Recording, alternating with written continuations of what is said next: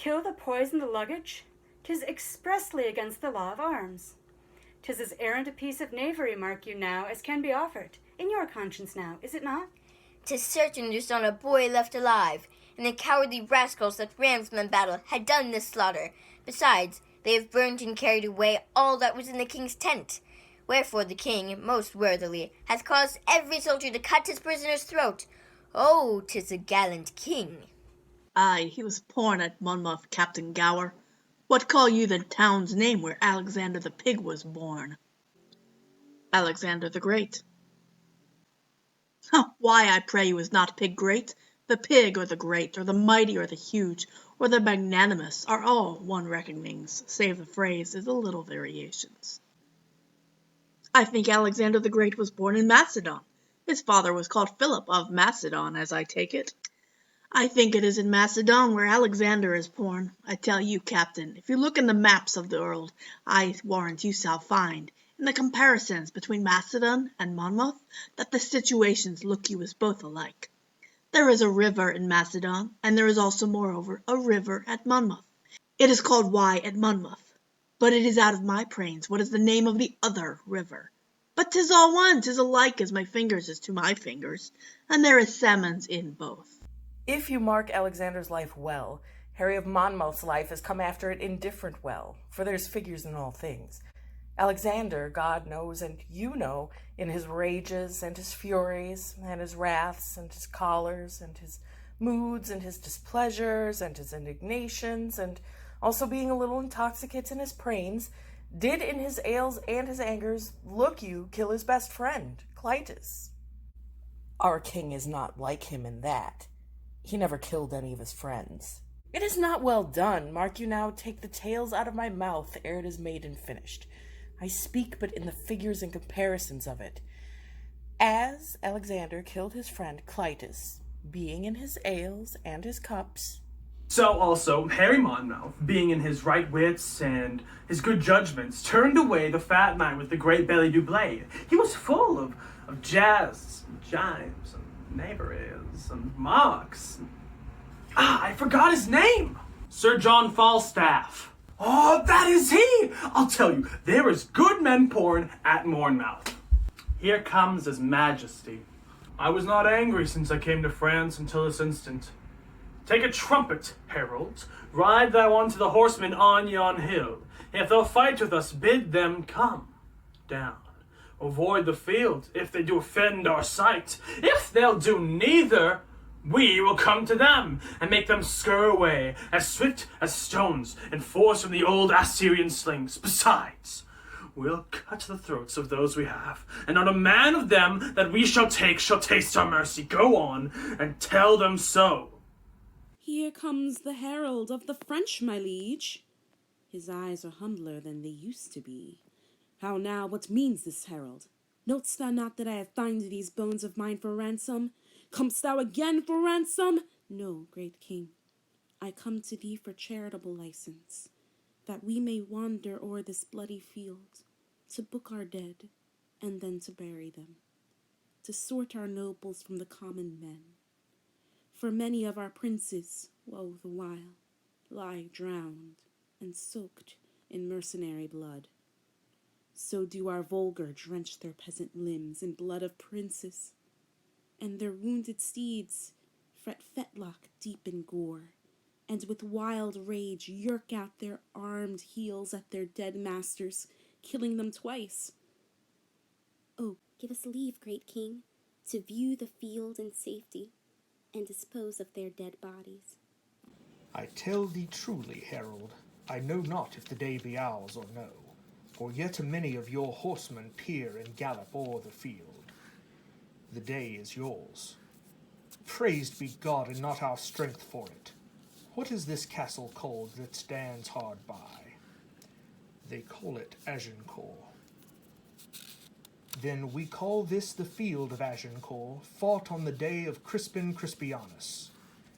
Your grandfather of famous memory, an't please your majesty, and your great-uncle Edward the Plaque, Prince of Wales, as I have read in the chronicles, fought a most brave battle here in France. They did, Fluellen. Your majesty says very true.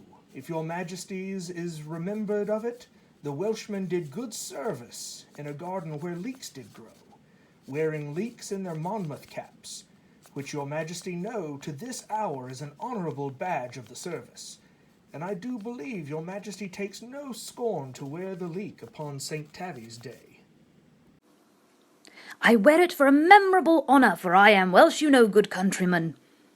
All the water in Wye cannot wash your majesty's Welsh blood out of your poddy, I can tell you that. God bless it and preserve it, as long as it please his grace and his majesty too. Thanks, good my countryman. By Jesu, I am your majesty's countryman. I care not who know it. I will confess it to all the world. I need not to be ashamed of your majesty's praise be God, so long as your majesty is an honest man. God keep me so. Our heralds go with him. Bring me just notice of the numbers dead on both our parts. Call yonder fellow hither. Soldier, you must come to the king. Ah!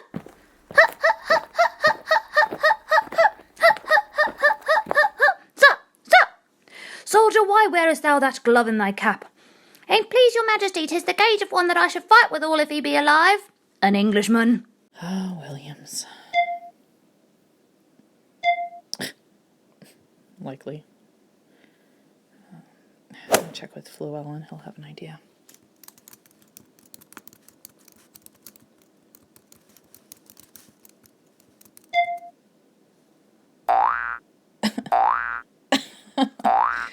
Uh-huh.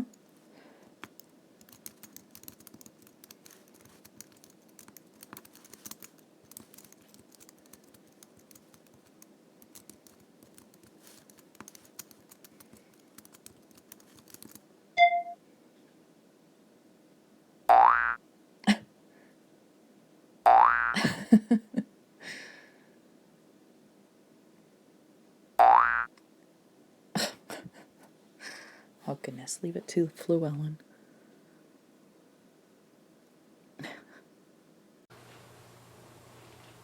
Then keepest thy vow, sirrah, when thou meetst the man. So I will, my liege, as I live. Who servest thou under? Captain Gower, my liege? Gower is a good captain, and has good knowledge of literature and the wars. Call him hither to me, soldier. I will, my liege. Here, Fluellen, wear thou this favour for me and stick it in thy cap. When Alanson and myself were down together, I plucked this glove from his helm. If any man do challenge this, he is a friend to Alanson and an enemy to our own person. If thou dost encounter any such, apprehend him, and thou dost me love.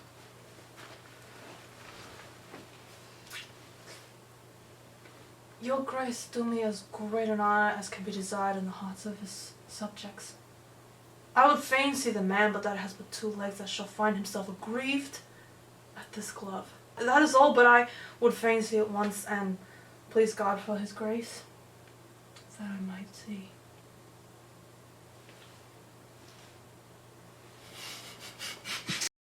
Knowest thou Gower?